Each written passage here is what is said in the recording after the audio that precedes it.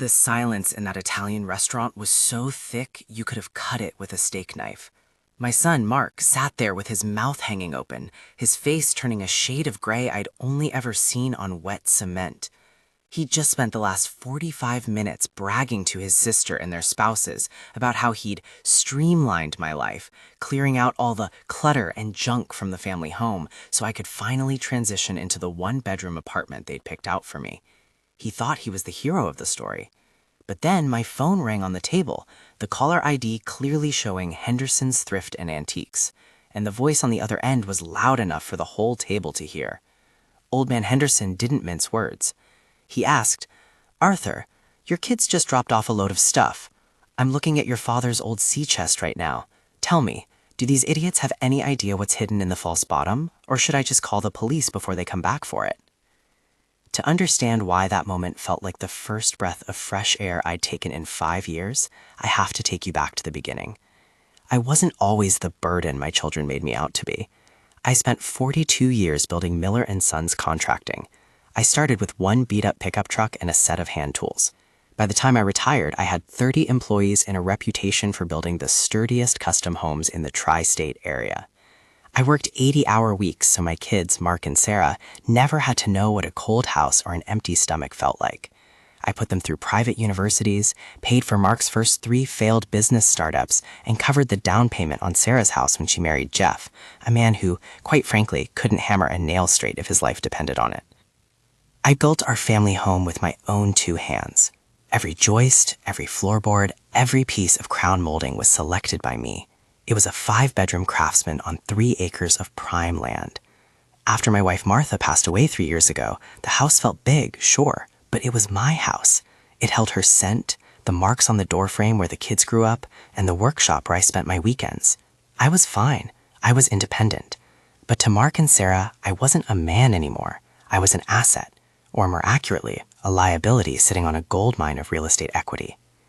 The disrespect didn't happen all at once. It started with the check-ins. Mark would come over, look at a stock of mail on the counter, and sigh loudly. "Dad, you're getting overwhelmed. You can't keep up with this place." Then came the suggestions. Sarah started bringing over brochures for active senior living communities, which is just a fancy way of saying a dorm room for people waiting to die. I told them I wasn't interested. I told them I liked my garden. I told them I liked my space. That should have been my wake-up call. I should have seen the way Jeff, my son-in-law, was eyeing the vintage crown molding and calculating the flip value of the property. I should have noticed how Mark stopped asking for my advice on his business and started talking to me like I was a toddler who'd forgotten how to tie his shoes. But I kept telling myself they were just worried. I kept telling myself it was just a phase of them growing up and me growing old. I was wrong. It wasn't worry. It was greed, wrapped in a thin, ugly layer of condescension. If that had been the end of it, I might have just stayed in my house and ignored them. But then came the intervention. That's what they called it. They showed up on a Sunday morning, Mark, Sarah, and Jeff. They didn't come for brunch. They came with a contract. They had already scouted a small apartment for me across town. It was 500 square feet of beige carpet and linoleum. They told me they'd already listed the family home for sale. Mark had used the power of attorney I'd foolishly signed years ago when I had my hip surgery. "It's for your own good, Pop," Mark said, leaning against the fireplace I'd built with fieldstone from the back creek. "The house is a hazard, and frankly, the equity's just sitting here doing nothing. We can use the proceeds to set up a trust for the grandkids' college, and maybe help me with that new franchise I'm looking at." I looked at Sarah, hoping for a spark of loyalty. She just looked at her cuticles. "It's too much for you to clean, Dad. We're doing you a favor. We'll help you move on Saturday. We've already decided what you're taking. The rest, well, it's just junk, isn't it?" That was the moment something inside me went cold. It wasn't a hot, screaming anger. It was the kind of cold you feel in your bones right before a blizzard. They hadn't asked me. They had handled me. They saw me as a bank account that was taking too long to pay out.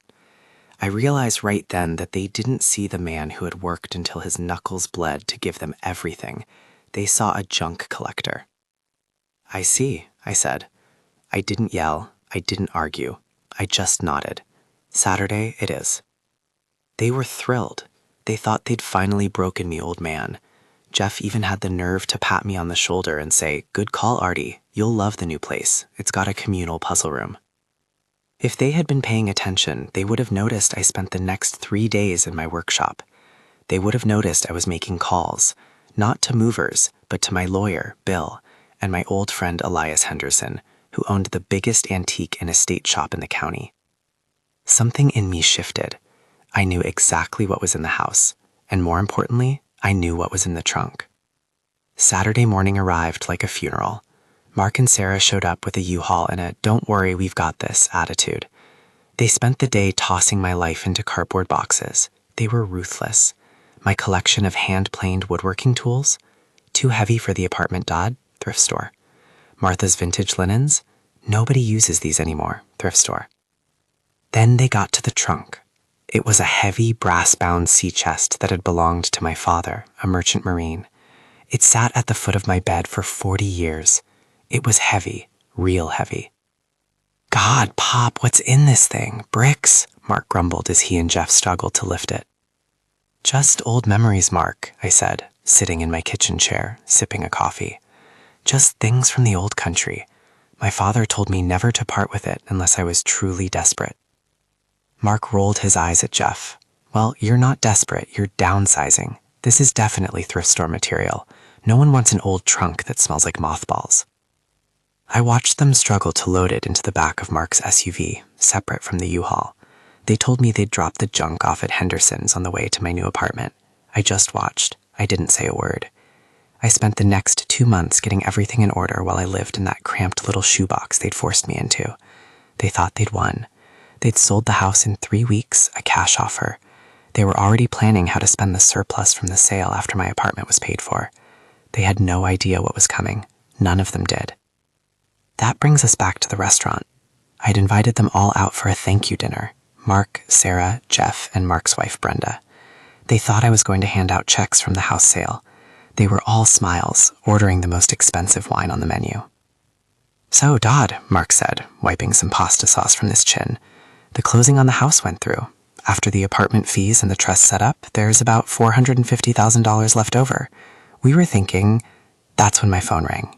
I put it on speaker. "Arthur," Elias Henderson's voice boomed, "I finally got around to opening that false bottom in your father's chest. I thought you said your kids were helping you move. Do these idiots have any idea what was hidden in there? I've got the inventory right here. There are 32 gold Krugerrands, the original deed to the lakefront property in Michigan, and a collection of Mint State 1920s double eagles.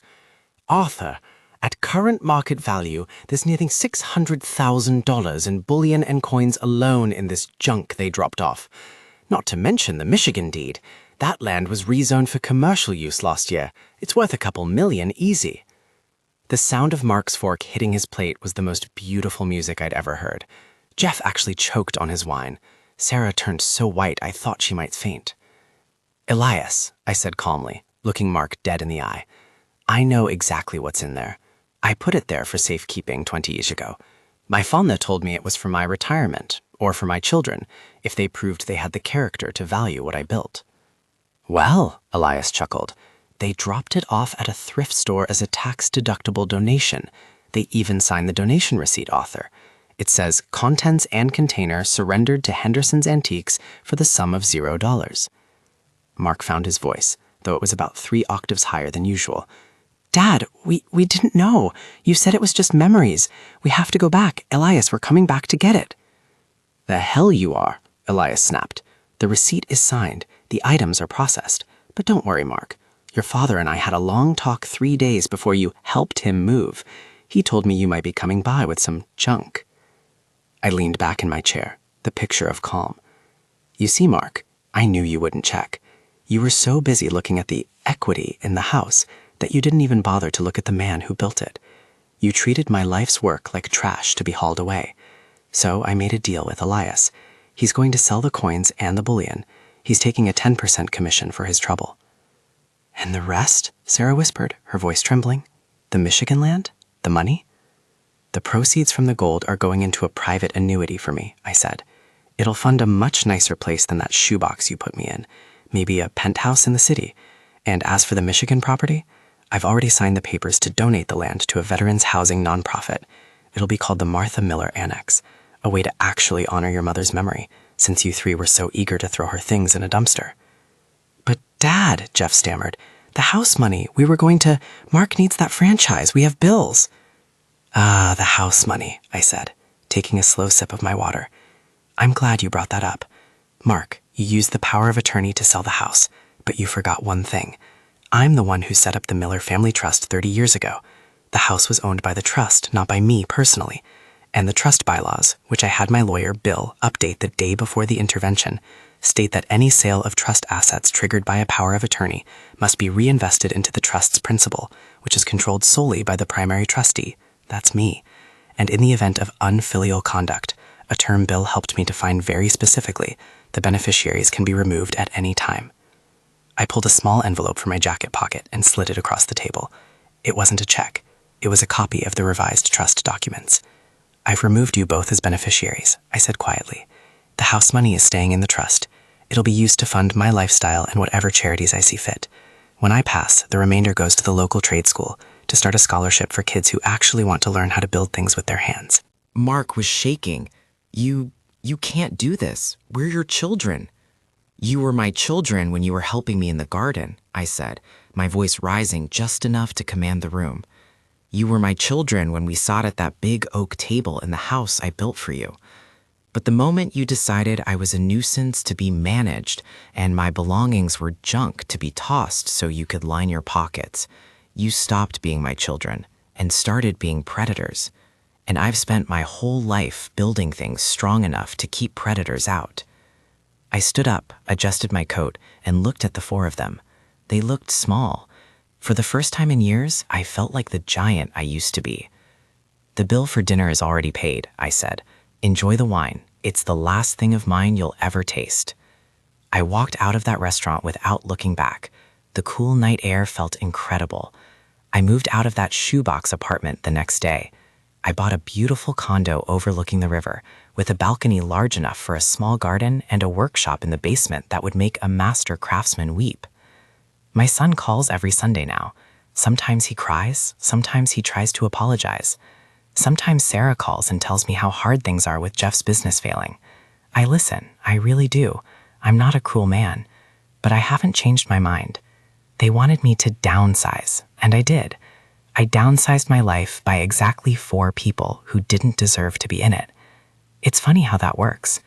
When you finally clear out the real junk, you realize just how much room you have to finally live.